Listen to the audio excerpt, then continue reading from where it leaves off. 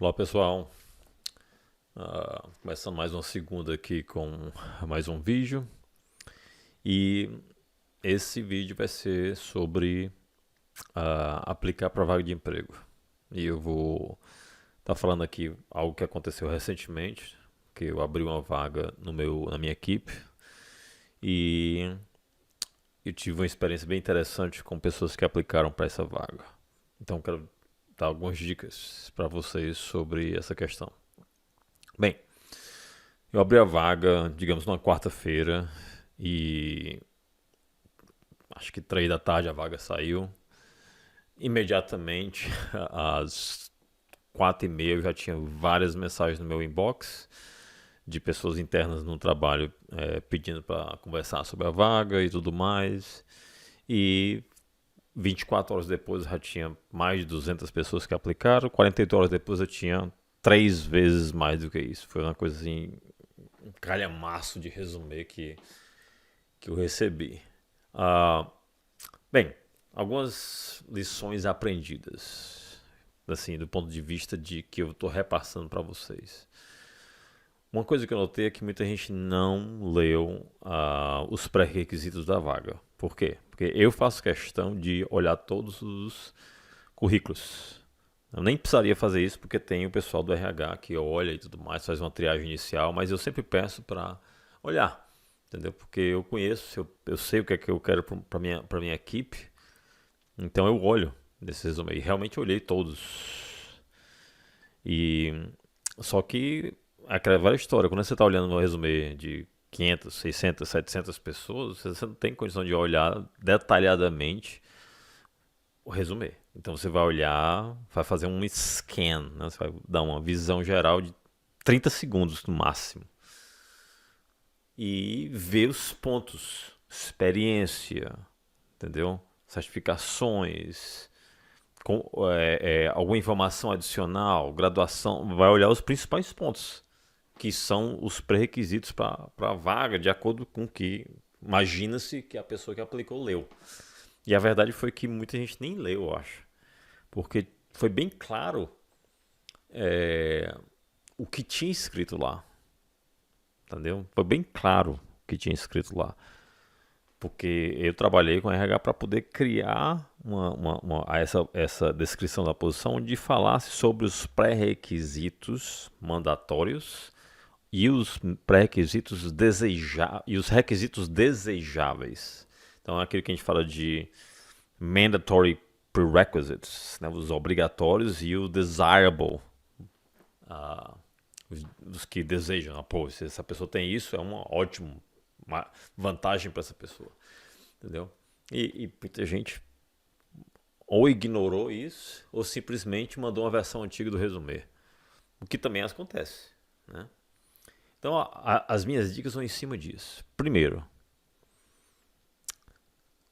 se você encontra uma vaga de trabalho, né, seja na área de segurança da informação, seja qual for, faça uma autoavaliação se realmente aquilo é para você.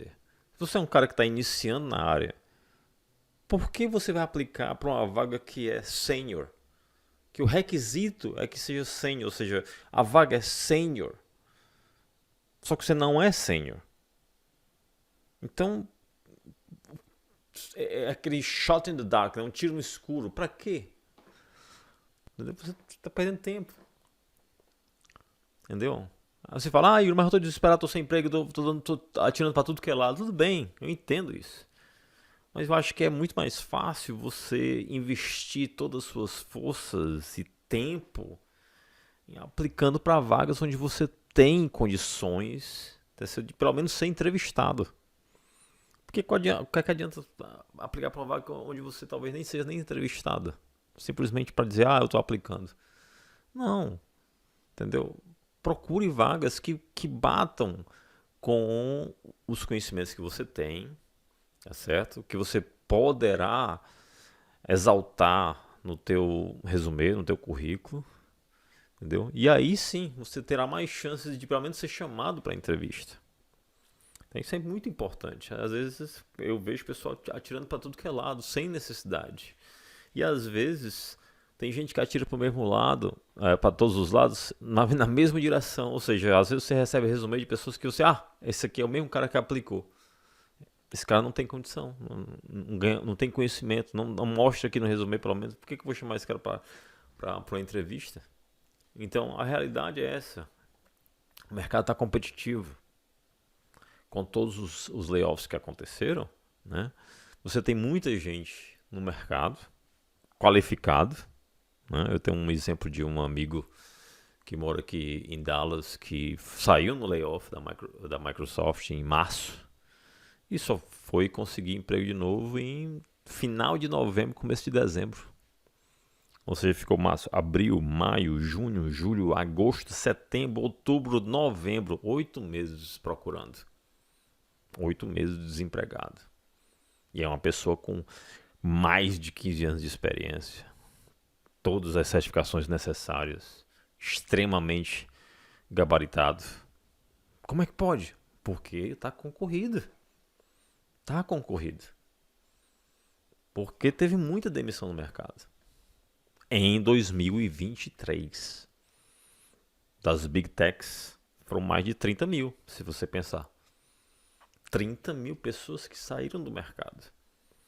Ou seja, a pessoa que está entrando tem um momento difícil agora. Por quê? Porque está tendo que competir com esse pessoal que já está no mercado há muito tempo e está desempregado. Então, para aumentar a sua probabilidade de ser chamado para uma entrevista, pelo menos aplique para uma vaga que você tenha algo a mostrar no seu resumê, onde o cara, que a gente chama aqui de hire manager, o gerente que está fazendo a contratação, quando vai olhar para o seu resumê, fala assim, opa, esse cara realmente ele tem experiência nisso, ele tem isso aqui, tá, vou chamar isso bem interessante, vou chamar ele para conversa. Entendeu? Então isso é importante. Revise o seu resumê, revise o seu currículo para enaltecer esses pontos fortes. Às vezes a pessoa tem um currículo que simplesmente o update que ela faz é de colocar mais um emprego. Mas não formata o currículo para enfatizar as habilidades que foram ganhas nesse período, trabalhando na empresa A, na empresa B, na empresa C. Tudo isso tem que ser enfatizado de uma forma bem resumida, porque o ideal é que o teu resumê tenha no máximo 2 páginas, entendeu? Não precisa criar aquele resumê de antigamente que tinha 10, 15 páginas, não. A gente não tem tempo para isso. Então você vai olhar os highlights. Então esse é um ponto, certo? Então vamos focar em aplicar para essas posições que você tem, de fato, condições de competir. A outra coisa é o seguinte, olhe a questão geográfica da posição. Porque às vezes a posição, no meu caso, por exemplo, dizia US only. Não, ou seja, a pessoa tem que estar nos Estados Unidos. Então, se a pessoa não está nos Estados Unidos, a probabilidade, tá certo, de ser aceita é muito pequena. Por quê? Porque também, como o mercado está muito competitivo, está cada vez mais difícil conseguir esse visto. Tem que justificar bastante. Por que eu vou contratar alguém de fora dos Estados Unidos, no caso aqui, quando existem pessoas desempregadas com qualificação dentro dos Estados Unidos? Então isso fica complicado, não tem como justificar para a questão do visto, tá entendendo? Então é mais complicado, é mais complicado. E aí volta aquela questão, se você quer trabalhar fora do Brasil, não limite o escopo da sua procura somente aos Estados Unidos. Trabalhar fora do Brasil é válido em qualquer parte do mundo. Tem muito brasileiro que eu conheço na Irlanda, Portugal, no mundo todo tem brasileiro. E todos eles estão se dando bem na área de tecnologia. Então por que dizer assim, eu só me mudo se for para os Estados Unidos?